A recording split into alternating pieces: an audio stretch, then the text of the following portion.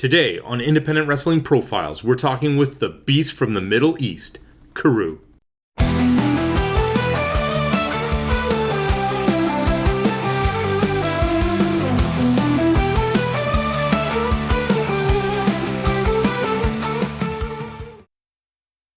You're a wrestler, so you must have started as a wrestling fan. When did the professional wrestling industry first enter your life? That's a great question. From my memories, I can remember around the age of like 4. Okay. Yeah, just because my older brother watches wrestling, and he's actually he's a bigger fan than I am. Oh, okay. And I started watching because he was watching it, and as the baby in the family, you're watching whatever the siblings put on. So my brother loves watching wrestling, so I was just sitting down watching wrestling with him, and from the age of 4, that's when I can have the slightest memory of ever watching WWF at the time. At the time, did you have any particular performers or matches or rivalries that really gripped you that made you take notice and be like, hey, this is really cool? Or was it just the general thing? At the time, it was just a general thing. But I always had a loving for Razor Ramon. Oh, oh, the bad guy. Yeah, as a kid, like I loved Razor as a kid. I don't know if it's because like I didn't know at the time he was supposed to be playing like a Cuban or Colombian guy, you know. So in my head, I thought this guy was like some Persian guy, you know, wearing his nice dress shirts and stuff. So I always loved this swag. He just reminded me of a Middle Eastern man. So you were watching this with your brother. It was a bit of a familial thing. Did you have any instances where maybe they were using you as a guinea pig to test out some moves or anything like that? Oh, 100%. My brother and his best friend, they both used to like do wrestling moves on me. I got tombstoned as a kid. Like I got messed up a lot, man. Like getting submission holds put on me, man. Like, and I had to just sit there and take it. If I cried, they would always tell me, "Shh, be quiet. I'll get you what you want. I'll get you what you want." And then I just stay silent. So, growing up as a wrestling fan, since it started at an early age, did you have an opportunity to go to a live event, whether it was like a traveling WWE house show or an independent in Oh, the area? Like, when did you get to first experience like the live atmosphere? so the live show, I think I was like, this was 2009, 2010 was the first time we actually went to a live show. Growing up in my house, very old school. We like no first gen Canadians in our family at the time. So we're like fresh to Canada. My parents didn't really understand what pro wrestling was. So they really didn't like us watching it. They just thought it was some garbage, some baloney, like this is useless. Why are we watching this? Go study, you know, like go be a doctor, go be a lawyer, go be this. And we're like, no, like this is what we like watching. And they would never, yeah, like sadly, they would never take us to a show, or even when people do like an appearance at a mall, they would never take us. Oh They man. they they they even hated the fact as a kid when I told them that I wanted to be a wrestler. Oh, what was that at an early age that you had already decided? Like, Oh yeah, me and my brother when we were young, we always wanted to be wrestlers, and they hated it. how long was it until you actually decided to start training wrestling? Like, where did you make that transition from fan to, hey, I'm going to go to wrestling school, or I'm going to, even if it was backyard wrestling, or like, how am I going to first get involved with this? So I used to play football, Okay. and for like majority of like my teen years, it was just all focused on football. So I went to school in Montreal to play football, and my last season, my older brother came up to me and he said, "Hey man, like Santino's opening up a school in Mississauga. Why don't you join?" And then I said, "You know what? Like, let me see what my last year of football is going to turn out to be. If I do good and like I get any offers, like I'll go. And if it doesn't turn out the way I want it to turn out, I'll go into wrestling." And then it actually didn't turn out the way I wanted to turn out. So when I came back home, I just went straight to wrestling. Oh, okay. Yeah, I just joined Santino's. Did you just like email, give them a call, and just walk in? Pretty painless process. I did call them, and then I called them, and then like 6 months later, I didn't even show up. And then I called them again, and then I said, "You know what? Like I'm thinking about joining. I called earlier, but like I wasn't too sure. Now like I'm sure. Like I want to come in."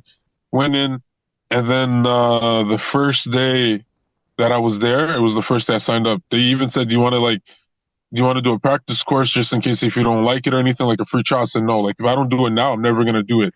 So I did it right then and there. 100% from day one. Yeah, exactly. I was like, because I knew if I walked out of those doors without paying, I'm not coming back.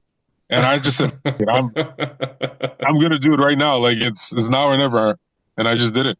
So, how did you find that initial training to go? Did you find certain elements to come fairly naturally for you? Did you find certain elements that you had to work a little bit harder that you just maybe even just weren't prepared for because, oh, I didn't think this far ahead about it? Yeah, like I was really good when it came to certain like the footwork aspect, just because it's sort of similar when it comes to football. Um, the things that like had me like tripping were the bumps, Okay. especially the flip bumps. Those ones were the nerve wracking ones. Every time I flipped, I thought I was gonna land on my neck.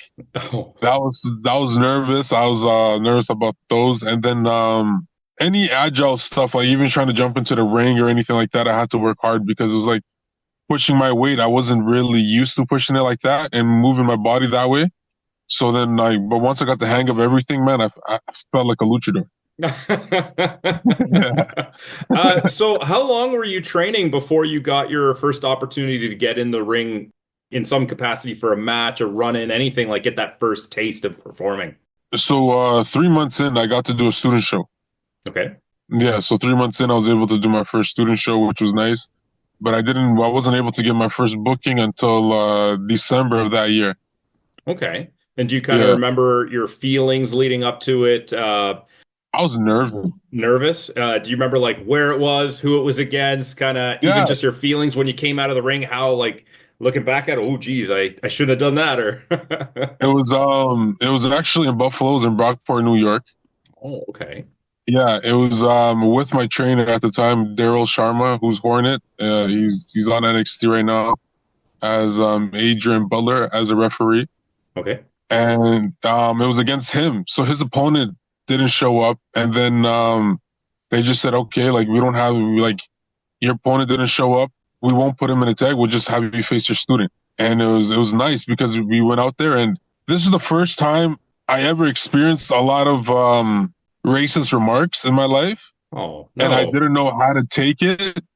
And now looking back at it with the experience that I have, I would have ate that all up, and I would have just been the meanest guy while they're just chanting. They called me ISIS. They told me to go back to ISIS. They called me a terrorist, which at the time I didn't understand was very great heat. I never thought that was. I just like these guys are horrible. Like, why are they just saying that to me? Well, you're Canadian, right? Like, or Yeah, at least residing in Canada, right? exactly. And then now, like, yeah, if I ever got the same exact heat, I would have just ate that up. Oh, okay. Use it fuel for the fire, right? Exactly. Talk to me a little bit about your character. So you're the beast from the Middle East. Obviously, you're not what we would call maybe a high flyer or finesse. You're taking people to task. Yes. How did you kind of come to that persona? Was that always kind of when you transitioned from football, kind of the image you wanted to portray that you were a physical force? Like, lead me through some of the steps of becoming who you are in the ring. The beast from the Middle East came because yeah, of football, and obviously coming from the Middle Eastern culture, and like I've always been bigger than a lot of my friends, and I've always been the beast per se when it came to certain sports. So I just said, you know what, man, like let me just put everything together and make myself the beast from the Middle East. And my character is basically based off of being back home. So I'm from Kurdistan, and yeah, a lot of people don't know about Kurdistan, so it's kind of refreshing to be that character of a Kurdish descent and being able to make everybody understand our culture and our heritage. And Okay. yeah, being a brute, I've always been a powerhouse. I Okay. find, yeah. So it's like it makes sense to put that out, put that in the ring. Do you ever find like pressure to be the kind of stereotypical foreign heel that just gets heat because you're an outsider? Do you ever have to kind of push back on, no, like sometimes I just want to be a heel because I'm a bad dude, not because of where I'm from, or hey, I should be liked because I'm just cool because I take people to task. You know what, man? That's funny because I kind of like fitting that persona, as that foreign heel. I feel like we don't have that. We don't have that anymore in pro wrestling, especially on the indie scene. So I feel like it makes me something different and something unique. Oh, okay. Yeah, I guess with the changing world and everybody is a little bit too, cautious sometimes, it is good to just fall back on the classics. Not to sound, not to sound weird saying this, but wrestling is quote unquote sort of racist. Okay. So it's like no matter what you see me, I play Middle Eastern character. I say it from the Middle East. You're automatically going to assume that I'm a heel. I'm a bad guy. I'm the foreign guy. So there's nothing wrong with playing into that stereotype just a little bit. You know what I mean? Like you're already thinking it in your head. You know what I'm saying? You're not gonna say it because yeah, you look wrong, but you're gonna do it with your actions of booing me because you automatically are putting on an assumption. Which hey, I don't mind playing because it's good money. You know what I mean? Like it's something different. I'm not generic like a lot of the wrestlers that are generic are, and it's something that everybody needs to have at least something different, right? Not every match should be the same. You shouldn't have all the same characters, and it should always be. I feel like maybe one or two foreign characters, foreign heels. It could be from the Middle East, could be playing a character from Russia. You know, like, but I feel like we do need that just to make things spicy up a little bit. You know, we're too tense. Like, let's loosen up a bit. You know, like why we scared? You know, like stop being scared, stop being tense. Yeah, wrestling's supposed to just be fun, right? Exactly. And we're overthinking everything. And it's like stop overthinking shit. So let me ask you, in a relatively young career, you've had probably a number of experiences. You've already said your first experience was traveling to the United States. Is there any particular moments, matches, run-ins you've had with maybe some bigger names that like kind of caught you off guard that were surreal moments? Like, holy shit, I can't believe that I'm doing this already. Like, what would be some of the highlights of your career so far? So 2016, I was just a year in. And I had the opportunity to be a Survivor Series when WWE made their 4 day run here in Ontario. And I got to be part of the run-in where Shield made their return and they did the triple power bomb onto AJ Styles. I was part of the security team that got to run in. And it was really dope being backstage and seeing like everybody warming up, everybody going through their spots and like seeing like Jericho coming up and talking to us, telling us like, yeah, you're gonna get your time cues by this guy. You know, like if you need to speak to anybody, speak to him. You know, and it was very nice. You know, Randy Orton was there, so you got to see all your idols, and you're just like, what the, why? Like, how am I in this room right now? Yeah, after such a short time too. Yeah. So let me ask you then, moving forward, is there any particular goals that you have for your career? Not necessarily the ultimate goal, but like, hey, is there a particular city you'd like to travel to, a particular company you'd like to work for that you haven't yet, or even an opponent that you'd like to square up with that you just haven't had a chance yet? I'd love to start making my way down south. I'd love to start making my way to America. Start opening up those doors for myself down there. Not even just for myself, but also with KPK. Well, I'm glad you brought that up because this is KPK month. So it Yeah. was inevitable that I was going to ask you, how did it come that, in your words, how did it come that you became a member of KPK? So this is funny. I've never tagged with KPK in my life at this point in my career. There's never even a thought. We did a show where I was on the same card as them in Northland. After that show, I think like a couple weeks later, or maybe a couple months after that show, Ahmed or Haroon comes up to me and says, "Hey, you know you're no, it was Ahmed. Sorry, he goes, you know, cage match put you down as KPK." I was like, "What do you mean?" I was like, "Yeah, cage match has you put down as KPK." I was like, "You're lying to me." He goes, "No, pop it up." I was the fourth member already on KPK because cage match put it in. And I started laughing. I was like, these guys are hilarious. Like, you see, now they're thinking outside of the box, you know? They're like, I'm guessing because Ahmed and I do look sort of similar with the curly hair and the facial features. Obviously, I'm the more handsome one out of the.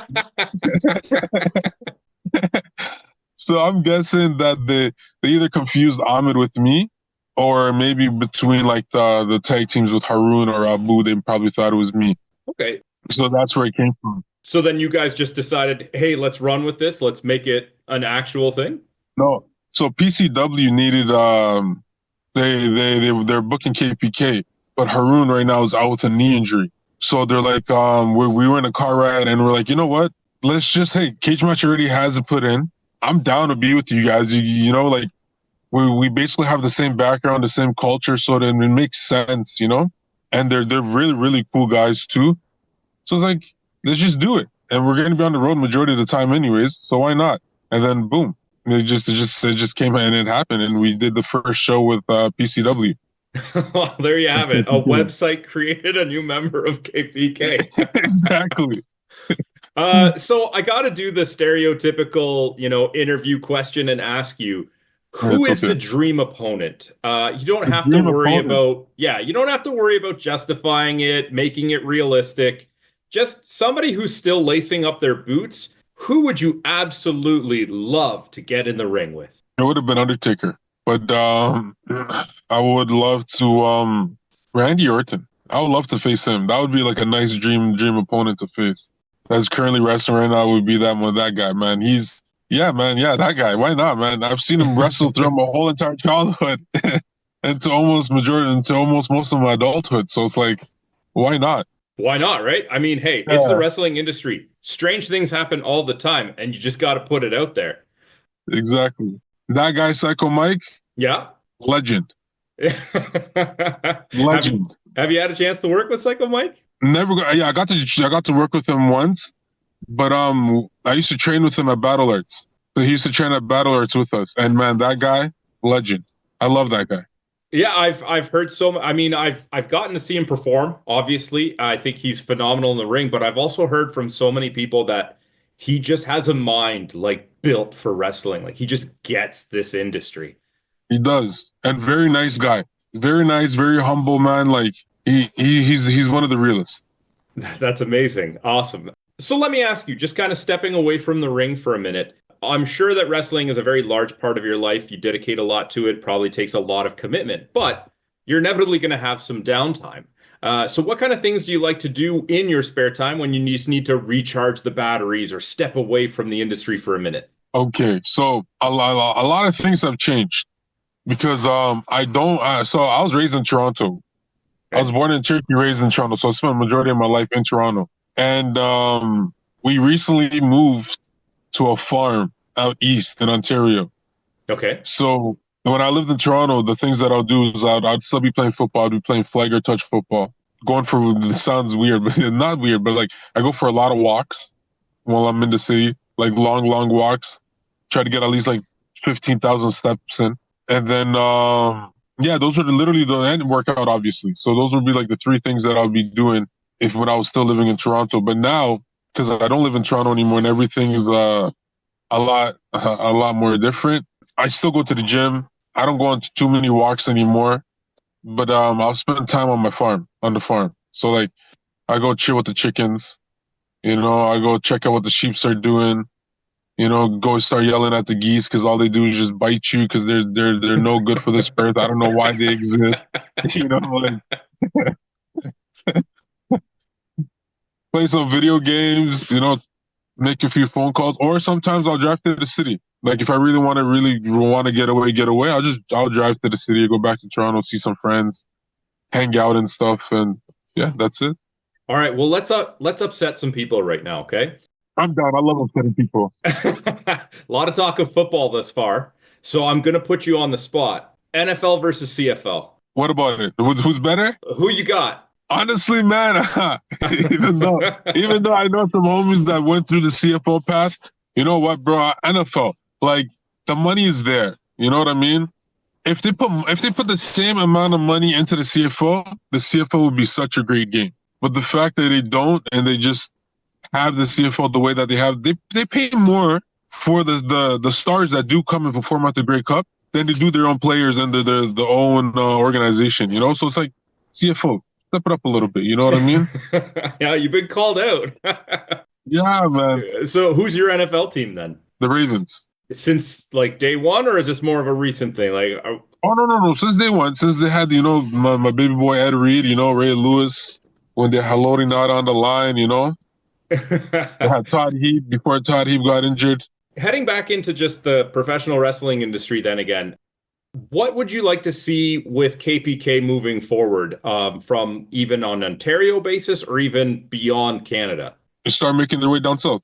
Start getting some exposure down south. Like these boys, man, they set a nice path already. With what they've already set here in Ontario, it's time to start bringing that down south. And I'm glad that I'm part of them. I'm happy that I'm part of them now. As the older head, you need some fresh and young brains to help to keep you calm and keep you balanced. You can't always be out there thinking that, oh my goodness, like because I'm older than all you guys, like this is what I deserve, this is what I need. No, these guys keep me balanced, these guys keep me cool, and I think it's time for all four of us to start making it down south. There's no ethnic groups like this, no ethnic stables like this. So it's great. It's something new, it's something fresh as well.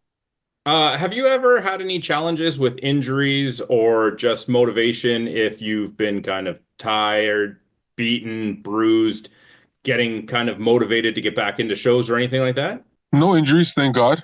But motivation, yeah, Where do you find the drive when it's a little bit lacking in motivation? just the way I'm living right now. Like where I am at, like in my life. Then I just try to use that as fire and be like, if you still want to live like this, then be a bum. If you don't want to live like this, then get up and start making shit happen. If somebody was to go to a show that you were on the card for, what would be the lasting impression that you would like them to leave with? What would you like them to go out of there and say, hey, you know what? This is what I thought about this guy, and this is what I'm going to take with me. Was that real or was that fake? I don't know, cause like he was hitting him really hard. that that's what I want. I want them to be like, people told me wrestling is fake, but when I see Karou wrestle, why does it look real? Like that's what I want. I want them to think that I'm laying the pipe. Have you ever had anybody approach you at a show and like be kind of surprised that you are not the same guy in the ring as you are outside? 99% of my interactions. Because people are just like they expect you to be this hard bruiser kind of guy, and Yeah, then yeah. you just like to have fun. You got a smile on your face. You're loving what you're doing. Exactly. Yeah, they trip out. They go, what the hell? It's like a full 180. I go, yeah, man. Like, I'm just gonna be a dick 24/7. Like, Well, I find that for me, when it comes to characters, when it comes to wrestling, the ideal spot is who you are and who you portray meeting in the middle. And that's the yeah, sweet spot that you can just grip an audience. yes, The last question I want to ask you, and it's sometimes a little bit more of a challenging one, but if you had an opportunity to go back and talk to a young version of yourself, just when you were getting into training, is there any advice that you would give yourself that perhaps could be used towards somebody else right now who is maybe on the fence about doing it themselves? get into shape. Get into shape and if you and lose some weight. I love it. Keep it simple. Yeah, man. Listen, I want to thank you for your time. Before we sign out, could I just ask you to once again let people know who you are and if they want to follow you online, where they can drop you a like, a follow, and just kind of keep up to date with what you got going on? Yeah, so the Beast from the Middle East, Karou. You can find me on Twitter, on IG at Karou Wrestling. You can find me on YouTube at Karou Wrestling and on Facebook at Karou. Yeah, because at Karou first before I put Karou Wrestling, so that always stayed the same at Karou. Thank you so much for doing this, man. I appreciate you taking No the problem. time. It was an absolute pleasure. Thank you, brother. Thank you. Thank you for tuning in to Independent Wrestling Profiles. Please help out the show if you can with a like, subscription, or review. We'll see you next time.